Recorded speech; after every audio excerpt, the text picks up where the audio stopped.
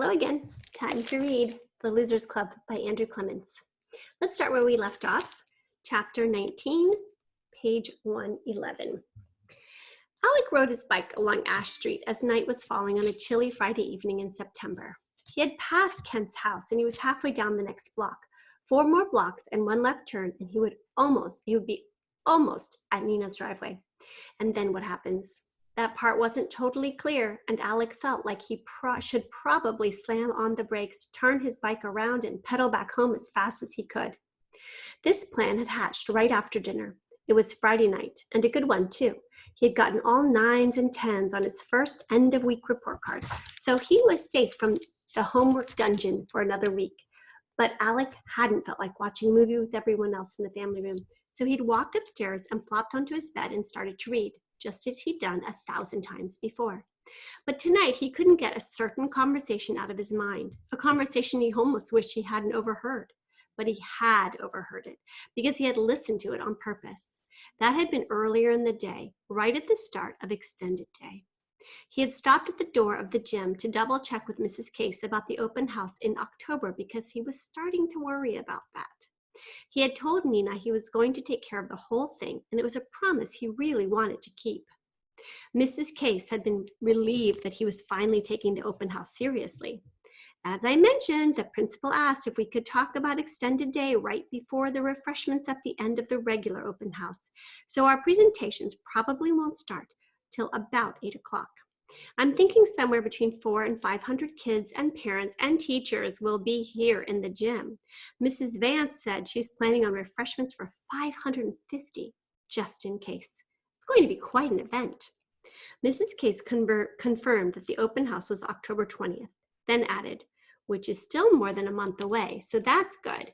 But the basic guidelines haven't changed, and you can find them on page 30 of the information booklet. Here's my copy. Just put it back on the table when you're done with it. Alec had been about to say, no thanks, but off to his left, he heard Nina's voice in the hallway and then Kent's. So he had opened Mrs. Case's program booklet, stuck his nose in it, and pretended to read as he listened with all his might. Yeah, so I'm coming over to shoot some hoops tonight. You going to be around?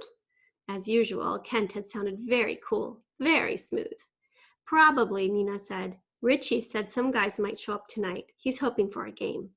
There was a smile in Kent's voice. So, how about after the game, maybe you and me work on your shooting some more?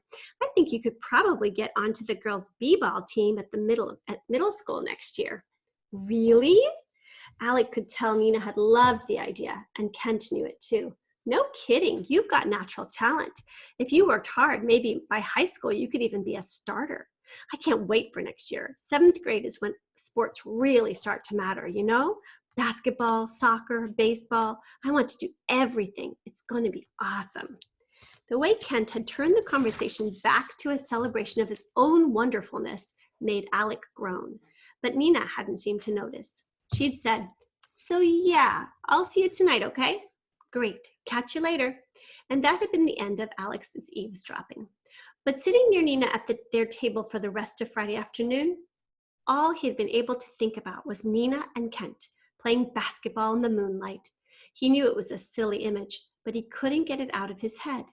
So what? I'm going to sit around and read adventure stories tonight?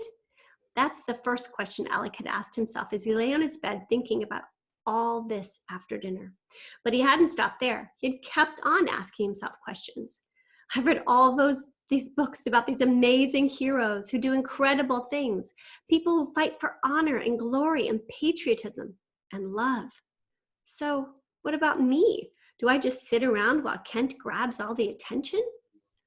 And then one last thought sealed the deal and got him up off his bed and out the door. Well, if Kent can just ride over to Nina's house anytime he feels like it, then I can too. When Alec wheeled around the corner onto Hardy Avenue, right away he could hear a basketball bouncing and guys calling to each other. And he saw the bright lights of the court from 3 houses away. As he came even with the driveway, Alec saw that the backboard was mounted on the garage roof, a 2-car garage off to the side and set back from the front of the house. It was a nice wide court, and the 3-point arc and free throw line had been painted onto the asphalt. A row of floodlights mounted on the side of the house threw out lots of light. There were 4 guys, a 2-on-2 game. Kent was teamed up with a kid a little taller than he was, but the other boy had narrower shoulders and a slimmer build. One look at the kid, when the light was right, and Alec was sure it was Nina's brother Richie. He knew Nina's face by heart, and this boy's eyes and chin looked just like hers. The other 2 guys weren't athletes. Alec saw that right away. The one with blonde hair was wearing a black t-shirt and jeans, and his shoes were all wrong for basketball. But he could shoot pretty well from in close, so he just kept backing up toward the basket, using muscle instead of skill, and then he turned and tried for the short shot. The blonde guy mostly ignored his teammate. He was a little shorter, with a mop of dark hair and a wide face. Alec could hear him panting, and he kept calling, "I'm open! Over here, I'm open!" He had his hoodie zipped up, and he was sweating like crazy, his face flushed and splotchy. Kent fit right in, even though he was obviously the youngest kid out there. Whenever he got the ball, he was fierce, and he had great moves and ball handling skills. He could drive straight to the hoop and lay it up, or he could work the edges and feed perfect passes to Richie. Alec wasn't really a basketball fan, but he had a great book about LeBron James and another one about Steph Curry. He understood a lot more about the game than he could ever try to do.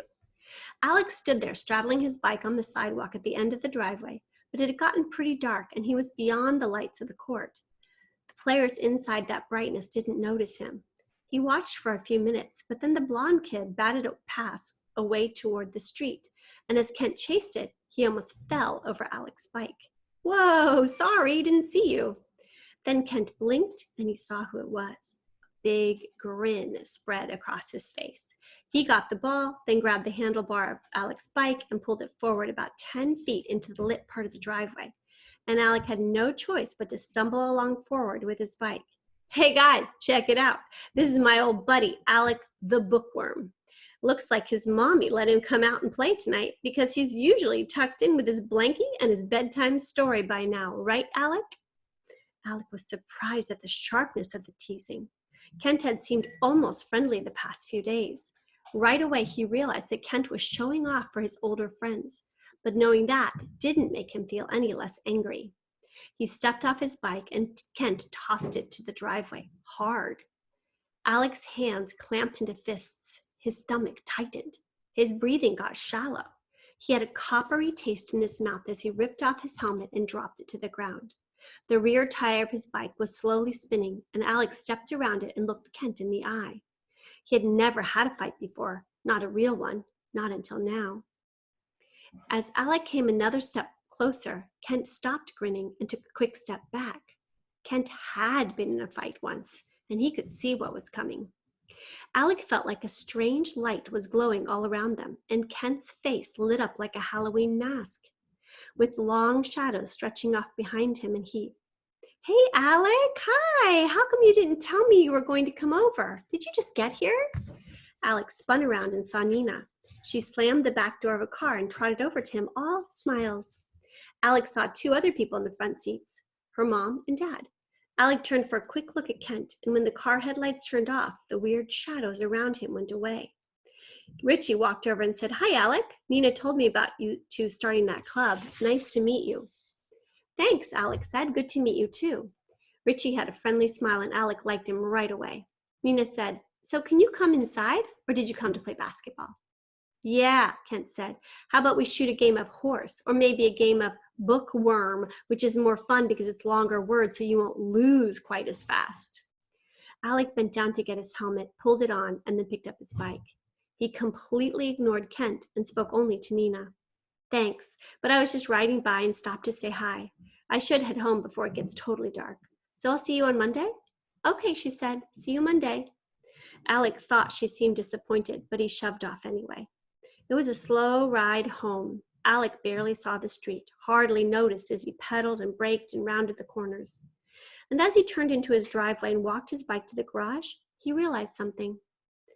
All that stuff he'd said to himself back in his bedroom, about him stepping up to go fight for honor and glory and love, all that stuff was nothing but fiction. It was like he had started writing it out in his head, a chapter in his very own adventure novel, with him playing the hero. and then he'd set off on his bicycle to act it out. He hadn't told his parents he was leaving, so he crept into the house and then tiptoed upstairs to his room. When he had the door shut, he flopped back onto his bed and reviewed it again, the whole make-believe mess. But as he lay there, he held up his hands and looked at them. He clenched them into fists and remembered exactly how he had felt when Kent had thrown his bike onto the ground.